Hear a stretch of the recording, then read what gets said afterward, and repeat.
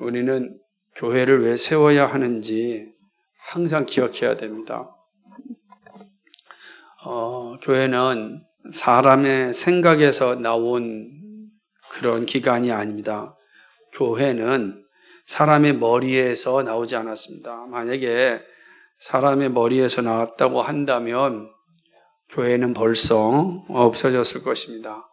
사람이 세운 기관을 위하여 순교자들이 나타나지 않았을 것입니다.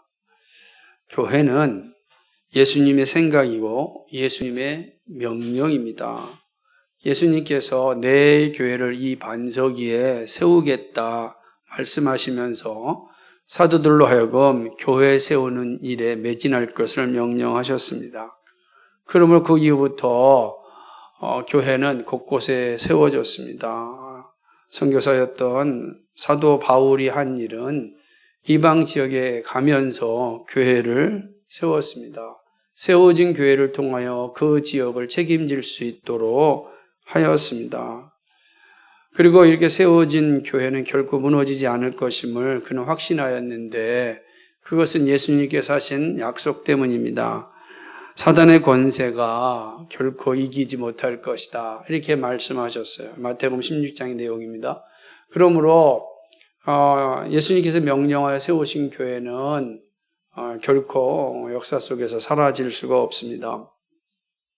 물론 시대마다 유명한 교회가 있었습니다. 그죠? 우리가 잘 아는 유명한 교회 그러면은 요한계시록에 나타나는 소아시아 7교회처럼 에베소 교회, 그죠? 서문학 교회, 보가목 교회, 이런 도아디리아 교회처럼 아주 유명한 교회들이 있었습니다. 그러나 지금까지 존재하는 교회는 없습니다. 있다고 해도 온전히 하나님을 예배하는 모습으로 존재하는 것이 아니라 관광지로서 존재하는 것을 보게 됩니다. 자, 그렇지만 교회가 사라진 적은 없습니다. 그죠? 유명한 교회는 역사 속에서 사라졌지만 그리스도의 교회는 사라진 적이 없고 여전히 존재하고 있고 오늘 우리가 그 증인들 아닙니까? 그러니까 소금교회가 이곳에 존재한다라는 사실은 그거는 분명한 하나님의 약속입니다. 사단의 권세가 결코 이기지 못한다라는 증명이 오늘 우리 교회라고 할 수가 있습니다. 물론 우리 시대도 유명하다는 교회가 많이 있습니다. 세계에서 가장 큰 교회다. 이런 이름을 가진 교회도 있고, 그렇지만 이들의 교회도 교회사 가운데 나타났던 유명한 교회의 길을 걸어갈 수가 있습니다. 그래서 아무리 유명한 교회고 가장 큰 교회라 할지라도 역사 속에 사라질 수는 있어요. 그게 이상한 게 아닙니다. 그러나 주님 교회는 사라지지 않습니다. 주님이 영원하시기 때문에 교회도 영원합니다. 우리는 주님 맞이하는 교회를 세우기 위하여 온 힘을 다하고 있습니다. 그렇죠? 우리는 이제 그렇게 기도하고 준비하며 고백하며 살아가고 있습니다. 그러나 100년 뒤에 우리 교회가 존재할지 여기서 그 교회를 볼 수 있는 사람은 몇 사람 없습니다. 청년들이 한 100년 살면 120세 정도 되면 그때 볼 수 있겠죠. 우리 주일학교가 한 100년 살면 한 110세나 이렇게 되면은 수명이 연장된다고 하니까 그러면 아마 여기 있는 정빈이나 또 가장 나이 준우가 우리 교회가 이렇게 존재한다라고 말할 수는 있겠죠. 그러나 우리는 보지 못할 겁니다. 우리는 다 하나님 나라에서 우리가 세웠던 교회가 존재할지 존재 않을지 볼 뿐인 것입니다.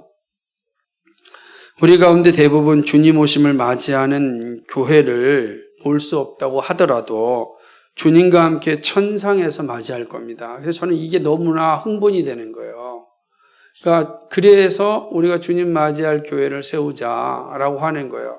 천상에서 주님 재림하실 때 주님 맞이하는 교회로 우리가 세운 교회가 존재한다면 그건 이루 말할 수 없는 기쁨이 겁니다. 상상만 해도 막 가슴이 뛰고 흥분되죠. 그러나 우리가 역사를 보면 알겠지만 쉽지가 않습니다. 쉽지가 않은 거예요. 그렇다고 불가능한 건 아니죠. 왜냐하면 주님의 교회는 영원하기 때문에 그렇습니다. 그러기에 우리는 생명이 있을 동안에 우리 온 힘을 다하여 주님의 몸된 교회를 세워야 합니다. 건강하게 세워야 합니다.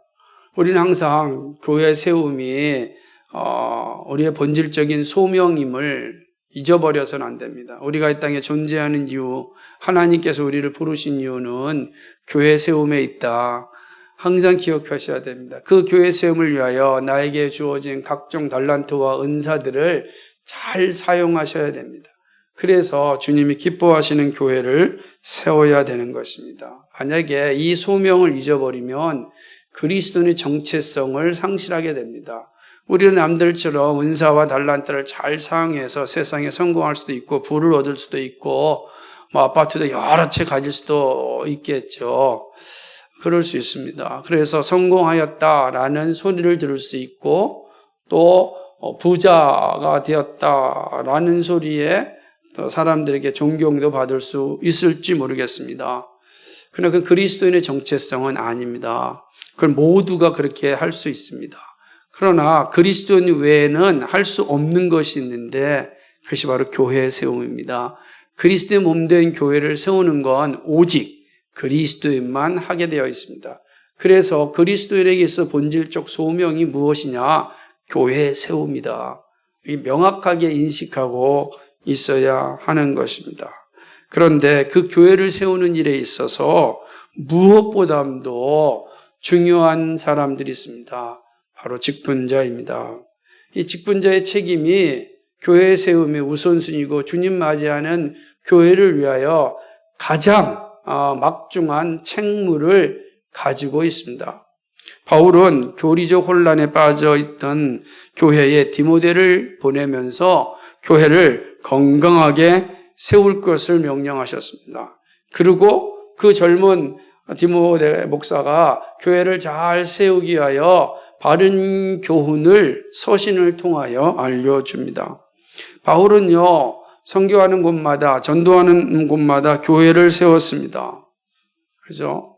바울이 예루살렘을 떠나면서부터 수리아 안디옥에서 교회가 세워졌고, 그리고 우리가 잘 알고 있는 소아시아 전 지역에 교회가 세워지고 그리스의 교회가 세워지고 마침내 로마에까지 교회가 세워졌습니다.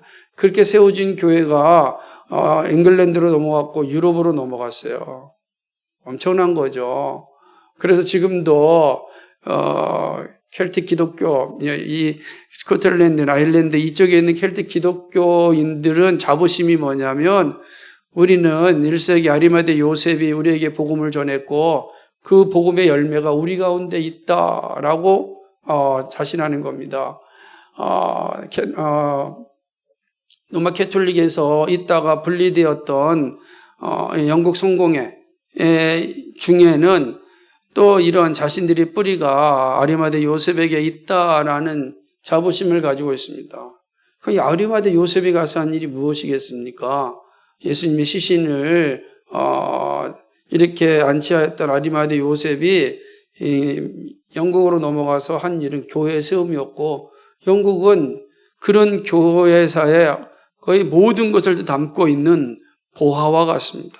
거기서부터 5세기에 유럽으로 복음이 증거되었습니다. 로마 캐톨릭에서는 이 세인트 어거스틴이라 그래요. 우리가 알고 있는 아우구스틴 5세기 사람 그 분이 아니고 또 다른 선교사가 있어요.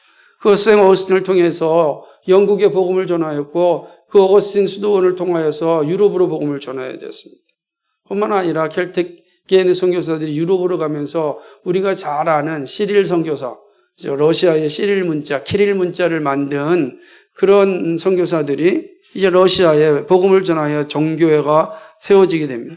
이 모든 것이 다 가는 곳마다 교회가 세워졌고 역사 속에서 공동체가 형성되어짐을 보게 되는 것입니다. 바로 바울이 그 시작이라고 할 수 있습니다.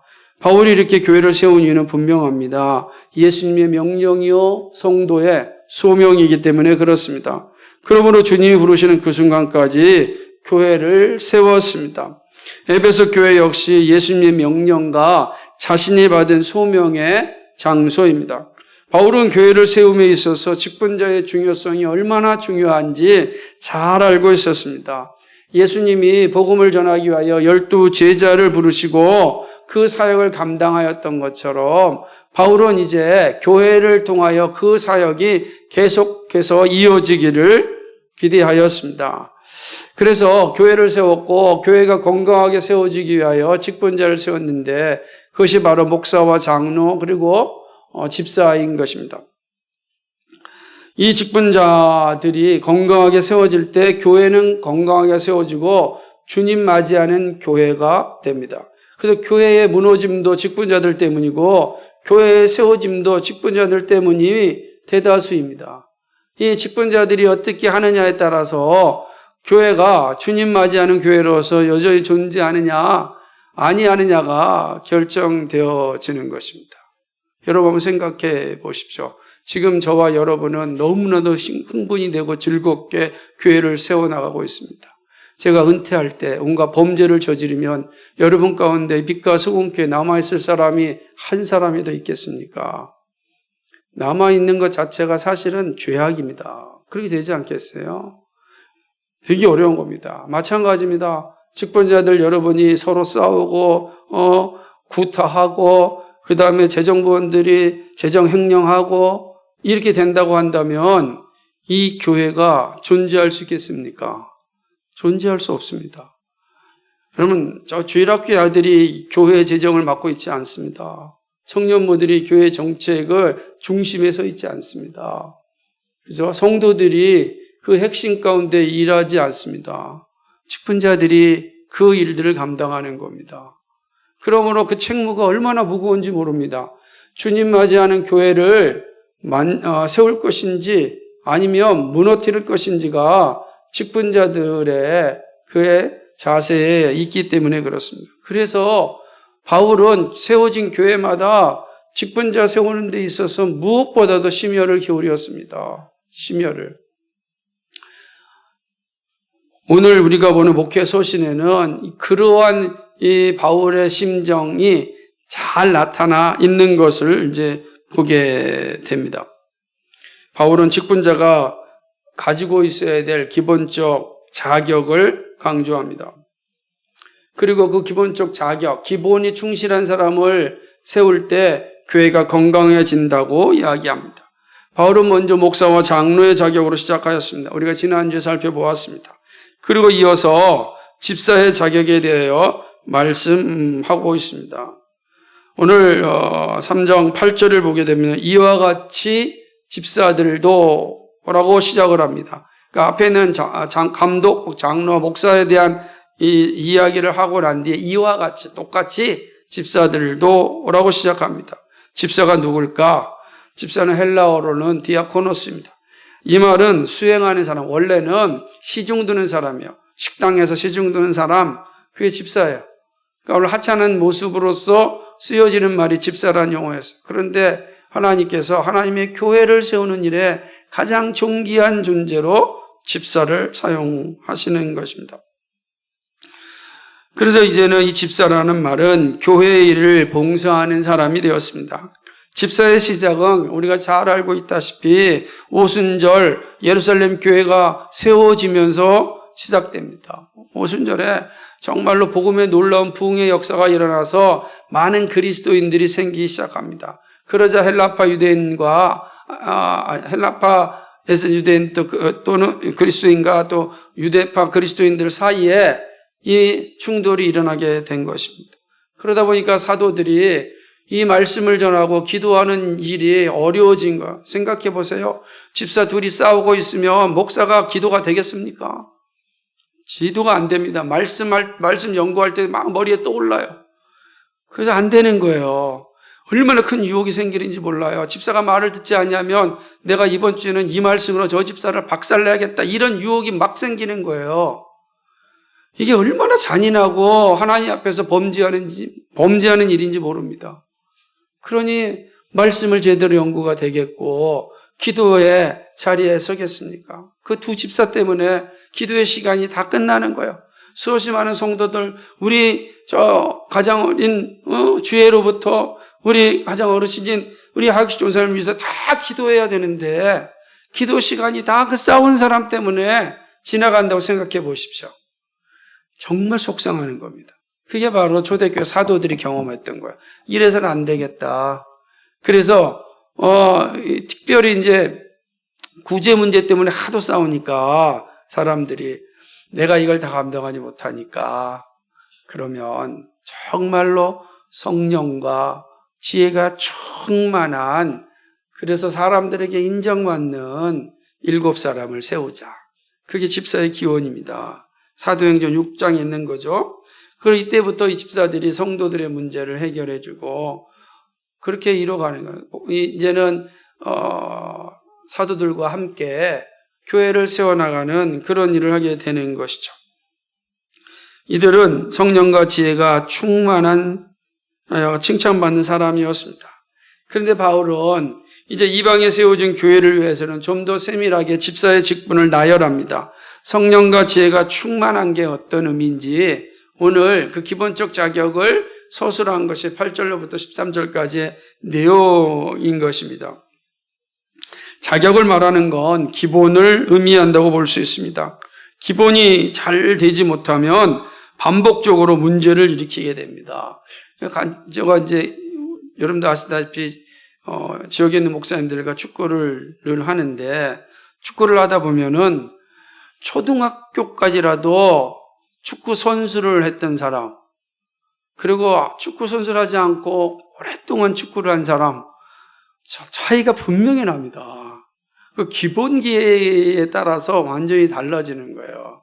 아무리 공을 차도 멀리 가지 않죠. 오늘 우리 김명성 교사님 모셨는데 우리 김명성 교사님이 이 드리블의 달인입니다.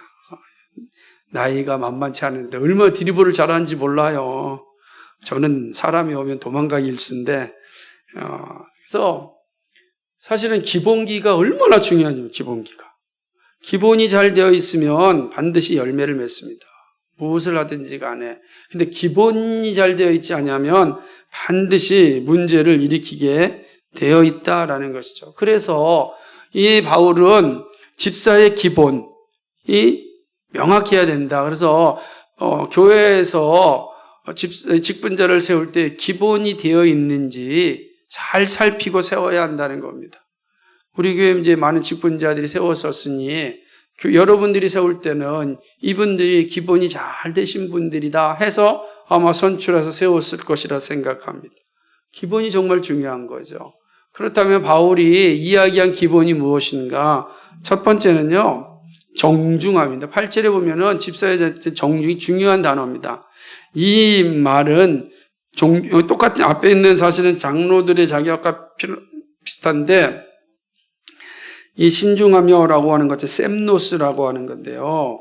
이게 존경할 만한 위엄 있는 정직한 신중함이죠. 그러니까 집사들에게 있어서 이런 정중한 모습이 있어야 돼요. 무슨 일을 하든지 신중하고 정직하게 처리하는 성품을 말합니다. 왜 이게 중요하냐면 집사의 직분 가운데는 특별히 재정을 담당하고 구제하는 일을 감당합니다. 이때 신중하지 않고 정직하지 않으면 정말 어려운 일이 생기기 때문에 그렇습니다. 큰 아픔을 겪게 됩니다. 그래서 집사의 자격 중에 하나는 정중함입니다. 여러분, 저 사람이 정중한가, 신중하고 정직한가, 이게 잘 살피는 게 필요해요. 그런 집사들이 세워질 때 교회가 신중하고 정직한 교회가 되는 겁니다. 정직한 교회. 둘째는 일구이연입니다. 일구이연하지 않는 사람이죠. 한 입으로 두 말하지 않는 사람 아니겠습니까? 집사들의 말에 있어서 이 표현은 위선적이면 안 되고 그리고 정직해야 한다는 거예요. 말에 있어서 위선적이면 안 된다. 그러니까 위선적인 사람들은 뭐 일반적으로도 문제가 많지만 교회를 세우는 데 있어서는 그렇게 참 어려운 그런 모습이라고 말할 수 있어요. 그죠? 이분들이 만나는 사람이 많은데 만나는 사람마다 다른 말을 한다면 교회는요, 시험 들기 딱 좋습니다. 집사는 1구2원과는 거리가 먼 사람이 되어야 합니다. 앞에서는 이렇게 웃고 뒤에서는 욕하면 안 돼요. 이 사람한테는 이런 말하고 저 사람한테는 저런 말을 하면 정말로 그런 사람이 집사가 됐다고 생각해 보십시오. 자기한테 좀 강하게 보이는 사람, 자기한테 도움이 되는 사람 앞에서는 막 알랑방구 끼고 자기보다 약하게 보이고 자기에 큰 도움이 되지 않는 사람한테는 막 욕을 한다면 그런 사람이 교회 집사가 됐다면 그 교회가 세워지겠습니까? 결코 세워지지 않는 겁니다. 그래서 그런 사람을 집사로 세우면 안 된다. 기본의 자격이 중요하다. 이게 말씀하는 거예요. 세 번째는 술에 임박히지 않은 사람입니다. 술에 임박히지 않는다라고 하는 건 술의 노예가 되지 않는다. 이런 표현이고 술에 의존하여 사는 사람이 돼서는 안 된다는 거예요. 이거는 장로들에게 한 말씀처럼 술을 즐기지 아니하는 것과 같습니다. 사람들이 술에 의존하면 안 돼요. 그죠? 술에 의존하면. 여기서 술은 와인인데 와인 한 잔 먹는 게 문제가 되진 않겠지만 그러나 그것에 의지하여 살아간다면 그런 집사로서의 역할은 감당해서는 안 된다라고 하는 거죠. 우리나라 사람들은 술이 없으면 인간관계가 맺어질 수 없다고는 생각을 가지고 있습니다. 그래서 간단한 술 먹는 게 불가능해요. 그래가지고 인간관계가 형성되지 않으니까 인간관계를 형성하려면 부어라 마셔라 해야 되는 거예요. 그렇게 생기는 겁니다. 그냥 그것도 독한 술을 먹지 않습니까? 그 독한 술을 먹어야 사람과 사람 관계가 이렇게 맺어진다는 거예요. 그렇게 맺어진 관계가 정직한 관계겠습니까? 인격적인 관계겠습니까? 그렇게 맺어진 관계 속에서 어떤 선함이 나타날 수 있겠습니까? 저는 감사하게 코로나라고 하는 시기를 통해서 직장의 회식 문화가 많이 없어졌다는 게 너무 고맙고 반면에 좀 마음이 맞지 않는 MZ세대들의 모습도 있지만 한편으로는 과감하게 회식에서 탈퇴하여 떠나는 그 모습이 너무나도 멋있는 거예요. 저는 먹지 않습니다. 저는 회식하지 않겠습니다.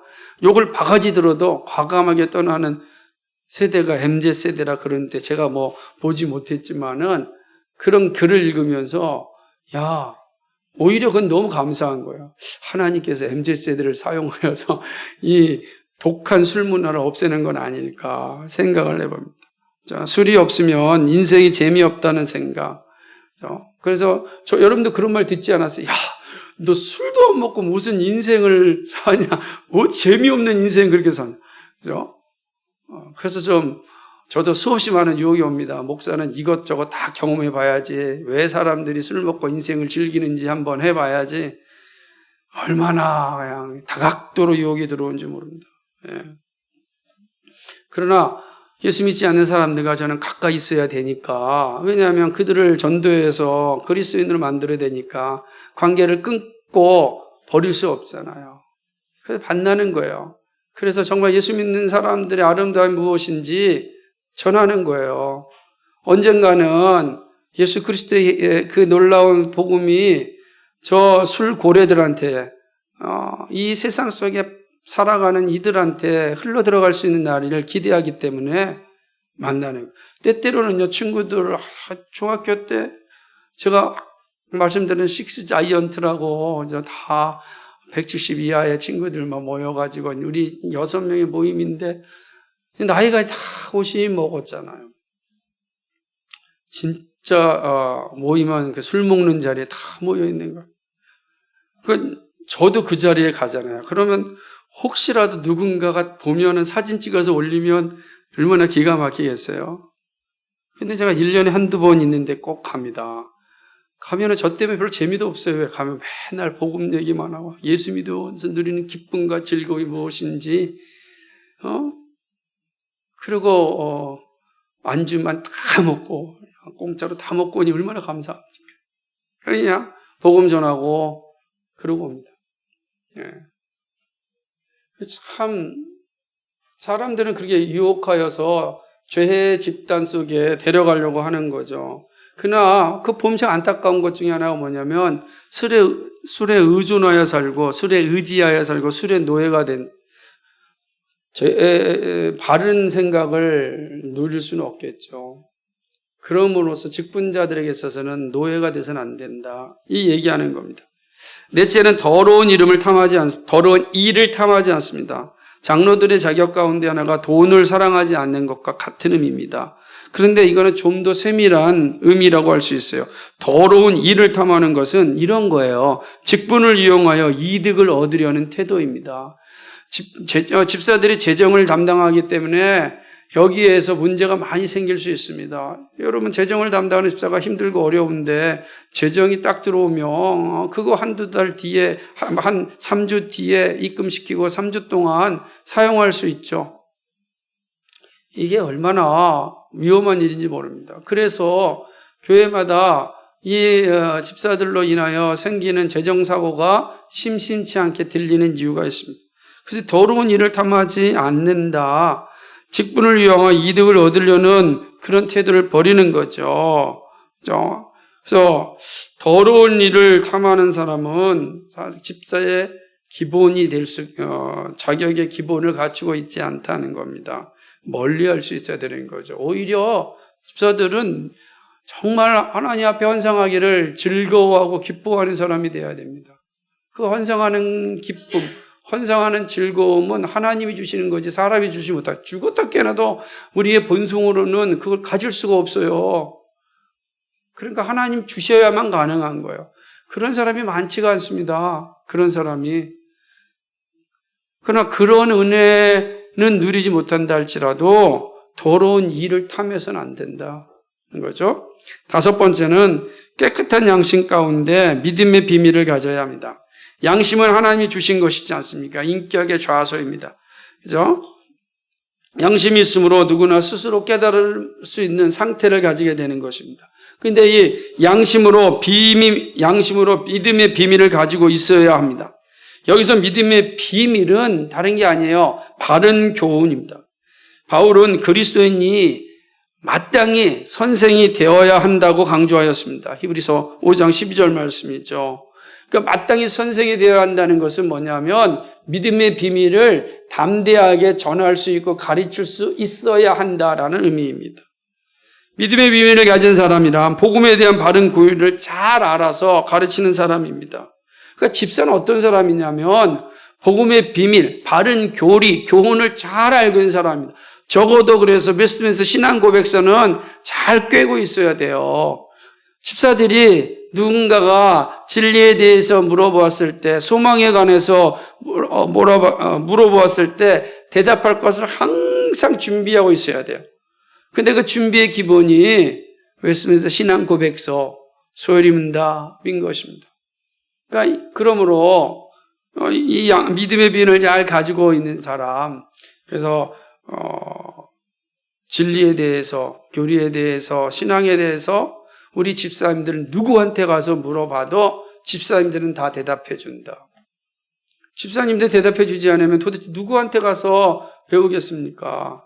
그죠? 목사는 혼자고, 그죠? 가서 물어볼 때 그 집사님을 통해서 복음의 비밀, 바른 교훈을 배우는 거예요. 그래서 피카소 공교는 어느 집사님한테 가도 같은 바른 교훈을 답을 들을 수 있다면 여기가 천국이죠. 그때 천국이 되는 거예요. 그런데 가서 물어봤더니 난 잘 모르겠으니까 목사님한테 물어봐. 그러면 안 돼요. 그럴 수도 있는 요소가 있어요. 이 부분은 내 영역을 넘어갈 수 있으니까 그건 얼마든지 목사한테 물어볼 수 있는 거죠. 그러나 사실은 그 일에 있어서 충실해야 되고 장로는 두말할 필요가 없는 거죠. 그 얘기를 하는 거예요. 그래서 믿음의 비밀을 잘 가지고 있어야 된다라고 하는 거죠. 그래서 사실은 성도들이 직분자들을 사랑할 때 교회가 행복합니다. 여섯 번째는 한 아내의 남편이 되어 자녀와 자기 집을 잘 다스려야 됩니다. 이건 장로의 자격과도 동일합니다. 결혼할 때 서운한 것을 끝까지 지켜야 합니다. 그리고 자녀를 위하여 인격적이고 영적인 교육을 잘 감당해야 됩니다. 왜 그렇습니까?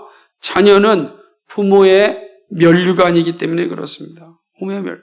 저는 그래서 우리 청년들 볼 때 우리 주일학교 중고등부 친구들 너무 감사한 거예요. 이렇게 부모님과 함께 예배하는 자리에 있는 걸 보면 정말 귀합니다. 귀한 거예요. 사실은 매일 아이스크림 사주고 싶어요. 마음껏 나눌 수 있으면 얼마나 좋습니까? 자녀는 부모의 면류관입니다. 그러므로 집사들은 힘을 다하여 자녀들을 위하여 기도하고 가르쳐야 됩니다. 특별히 아내에 대해서 아내에 대한 사랑은 정말 최선을 다해야 되는 거죠.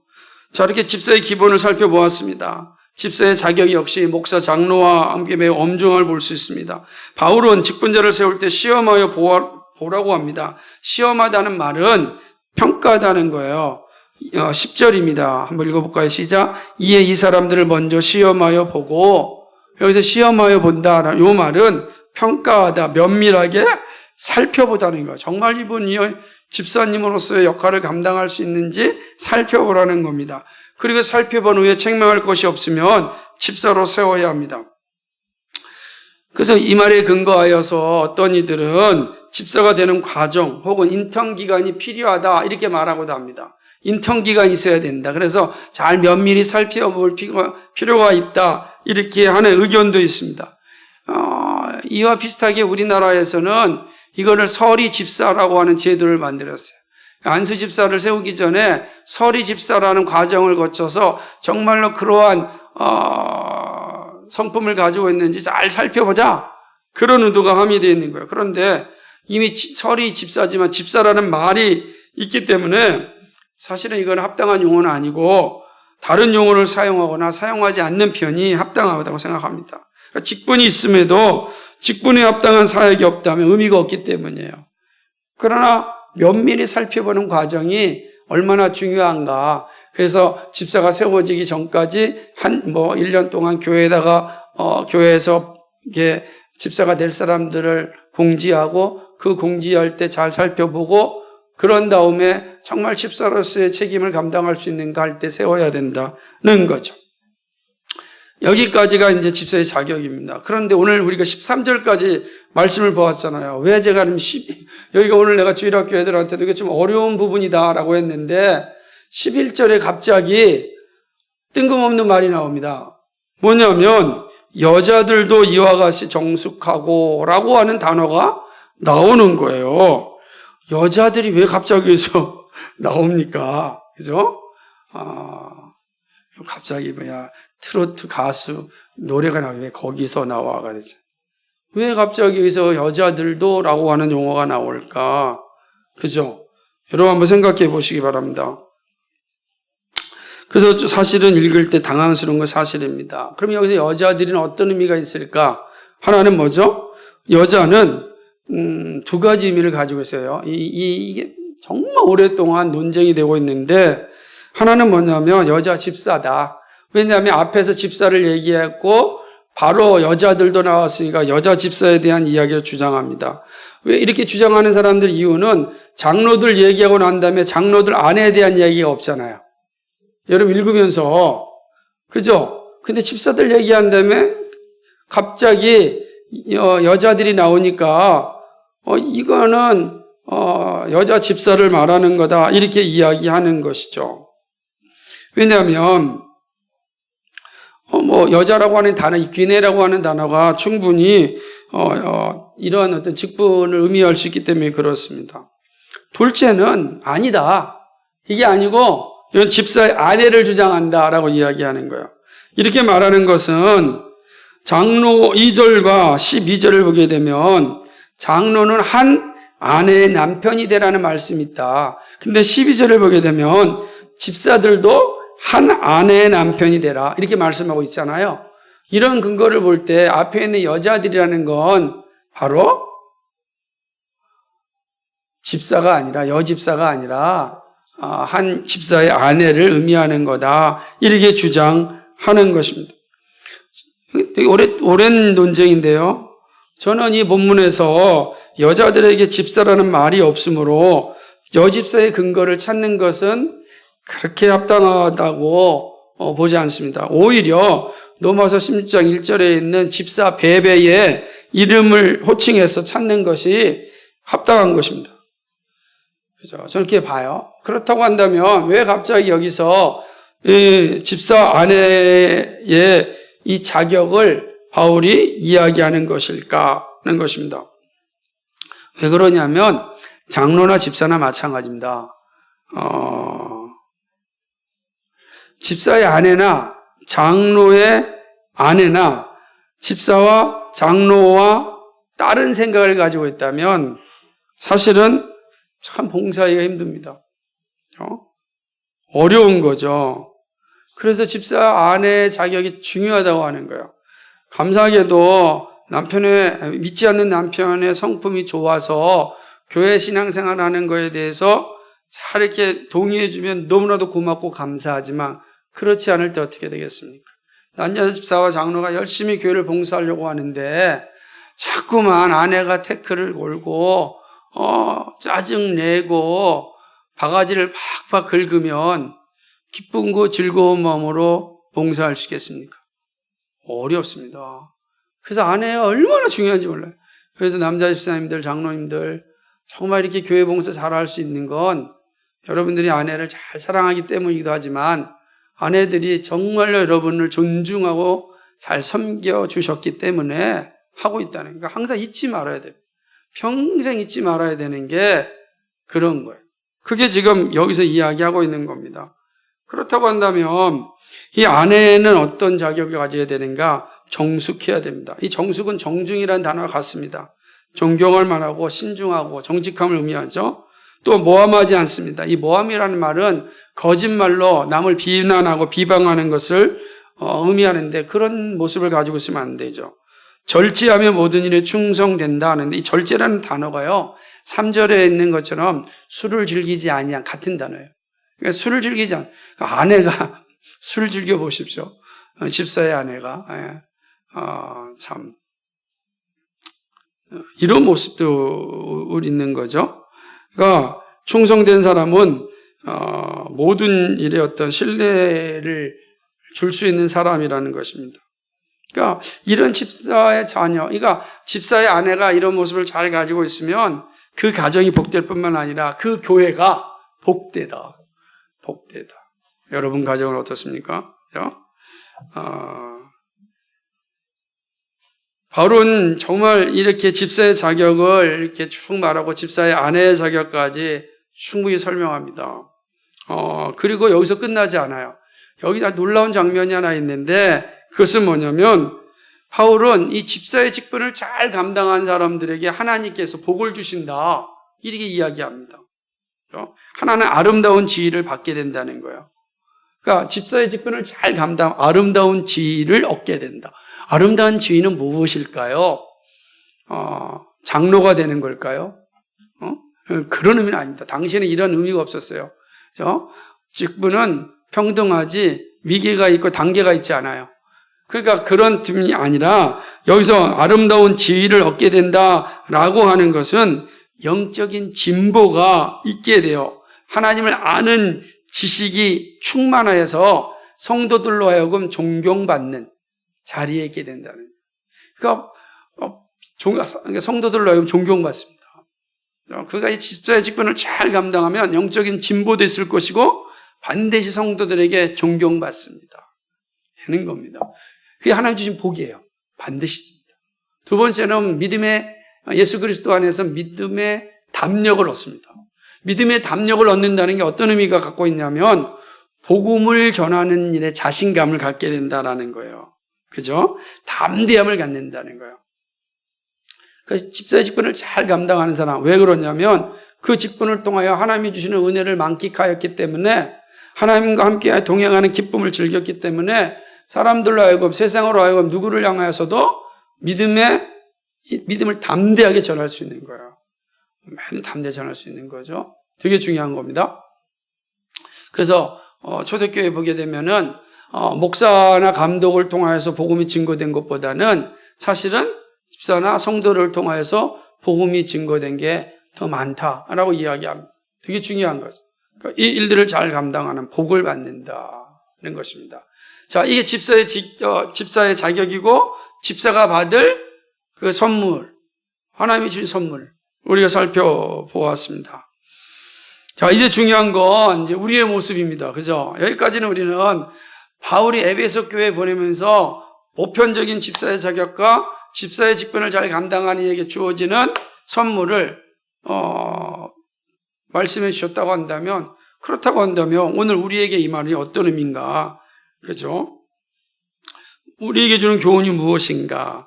이걸 잘 적용해야 되고 깨달아야 되지 않겠습니까? 그렇다고 한다면 이걸 잘 살필 때 우리도 함께 건강한 교회를 세워나갈 수 있기 때문입니다. 그럼 우리에게 주는 교훈이 뭔가? 그죠? 이 말씀을 통해서 여러분 어떤 교훈이 우리에게 주어진다고 생각합니까? 첫 번째는요, 집사를 세우는 일은 하나님의 영광이라는 교리입니다. 그죠? 집사가 세워지는 건 하나님의 영광이. 이게 중요한 교리예요. 집사는 하나님이 제정하신 직분입니다. 그러므로 집사가 세워지는 것은 하나님의 영광입니다. 집사가 있는 교회는 하나님께 영광을 돌리고 있는 교회임을 잊지 말아야 됩니다. 그러므로 빛과 소금교회가 하나님께 영광을 돌리고 있는 교회입니다. 집사가 있잖아요. 직분자가 있는 것은 하나님께 영광입니다. 그래서 우리는 이 사실 안에서 감사해야 된다는 거죠. 하나님의 집사는 하나님이 허락하셔야 세울 수 있습니다. 하나님의 뜻이 이 땅에 이루어지는 일이기 때문에 집사가 세워졌다는 건 두말할 필요가 없는 영광이죠. 그죠? 이 땅에 교회가 세워진다면 반드시 집사가 있어야 합니다. 교회 시대부터 시작되었고 한 번도 멈추지 않았습니다. 집사가 세워지기 전에는 교회는 부족함이 있습니다. 집사는 목사의 설교 사역의 큰 동역자입니다. 말씀과 기도하는 일에 열심을 낼 수 있게 해줍니다. 집사가 없다면 목사의 힘은 빈약해집니다.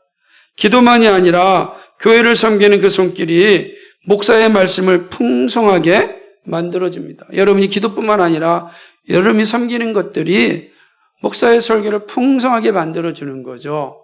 그래서 합력하여 교회가 세워지는 것입니다. 그러기에 집사가 세워지는 것은 하늘의 영광이고 교회의 영광입니다. 이게 얼마나 막중한 것인지 모릅니다. 두 번째 교리는 집사의 봉사가 교회를 견고하게 하는 겁니다. 집사가 하나님의 영광이면 봉사를 통하여 교회를 견고하게 세우기 때문입니다. 집사들의 손길이 교회 곳곳에 묻어 있습니다. 작은 일이든 큰 일이든 교회를 견고하게 합니다. 재정을 통하여 교회의 살림을 유지합니다. 교회의 섬김과 지역에 구제하는 일을 감당합니다. 그죠? 이 모든 것들은 다 교회가 세워지게 하는 일이에요. 그죠? 그래서 저는 집사님들이 이게 만들어 놓은 이 모습들 하나하나 볼 때마다 얼마나 감사한지 몰라요. 그죠? 작은 일이든 큰 일이든 이게 얼마나 큰 영광인가. 우리가 이번 주에 이제 지역 봉사하지 않습니까? 초복 봉사를 합니다. 매년 하는 행사지만 늘 감사가 넘치죠. 목요일 날 한 분이 오셔가지고 헌상을 하셨습니다. 이 집사님인데 우리 교회 집사님이 아니시죠.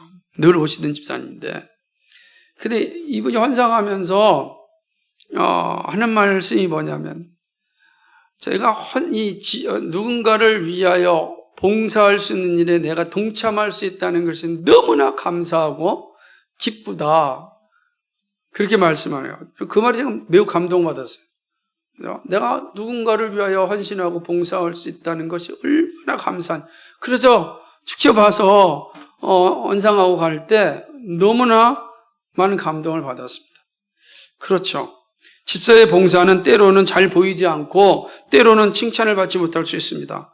그러나 하나님은 집사들의 봉사를 통하여 교회를 유지합니다. 초대교회 7 집사의 모습은 지금도 교회마다 나타나고 있습니다. 우리 교회 역시 집사님들의 최선을 다해 섬기는 모습에 얼마나 감사한지 모릅니다. 집사의 섬김 있는 교회는 무너지지 않습니다. 그죠? 세 번째로는 집사의 봉사는 반드시 상급이 있습니다. 저는 이 사실이 정말로 놀랐습니다. 왜냐하면 상급의 내용을 구체적으로 설명해 놓은 건 집사밖에 없어요.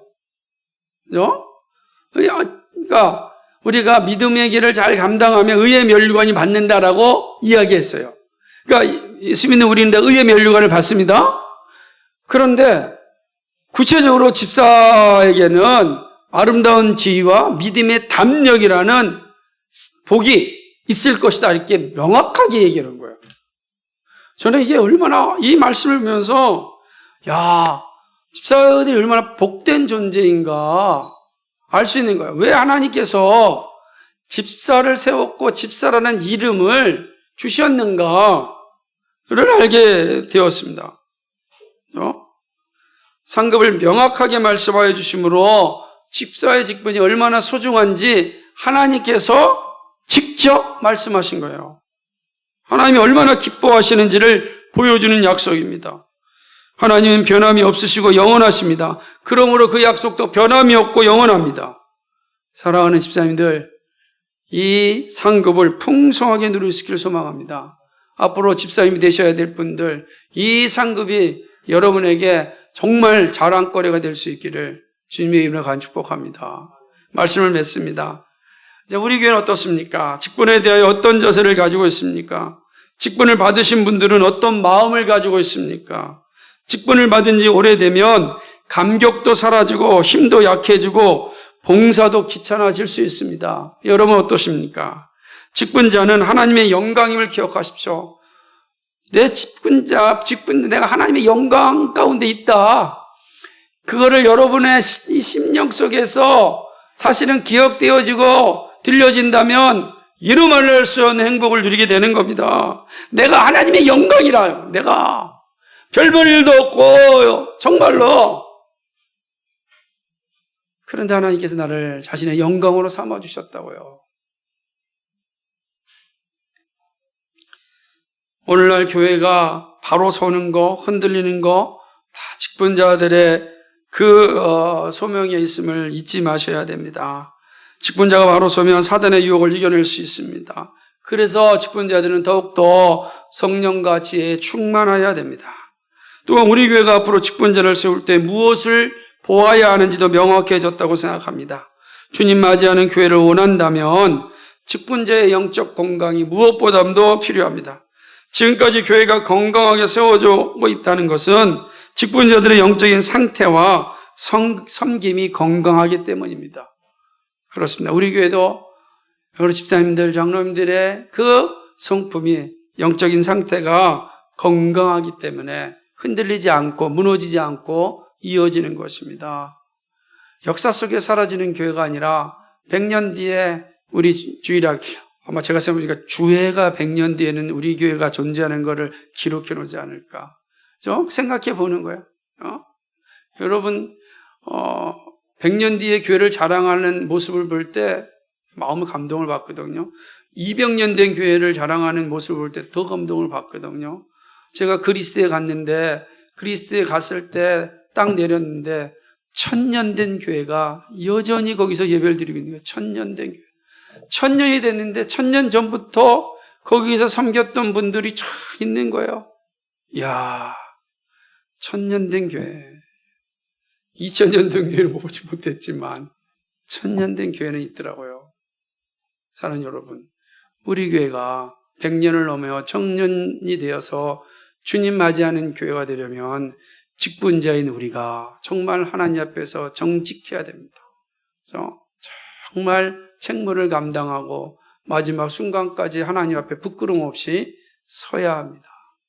그런 은혜가 우리 모두에게 있기를 주님의 이름으로 간절히 축복합니다. 아멘.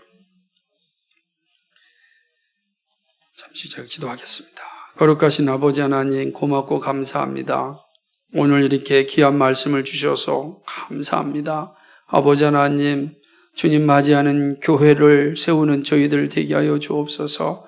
사랑하는 장로님, 사랑하는 집사님, 온 직분자들이 성령과 지혜가 충만케 하여 주시옵시고 참으로 모두가 합력하여 손을 이루는 일에 힘을 쓰게 하여 주옵소서. 정말로 기본이 잘 되어서 또 마땅히 선생이 되어서 복음의 진리를 담대하게 전할 수 있고 가르치는, 그래서 모든 이들로 하여금 존경받는 귀한 직분자들 되게 하여 주옵소서. 하나님 아버지, 장로들의 그 협력과 또 함께 교회를 잘 세워나갈 수 있는 그런 집사의 위치를 잘 감당하여 주를 영화롭게 하고 하나님의 영광됨이 부끄럽지 않고 날마다 높여질 수 있도록 인도하여 주옵소서. 주님 감사합니다. 우리 교회 귀한 직분자를 보내주셔서 고맙습니다. 다시금 이 직분자를 통하여 이 교회가 주님 맞이하는 교회로 잘 세워지게 해 주옵소서. 감사드리며 예수 그리스도의 받들어 기도하옵나이다. 아멘.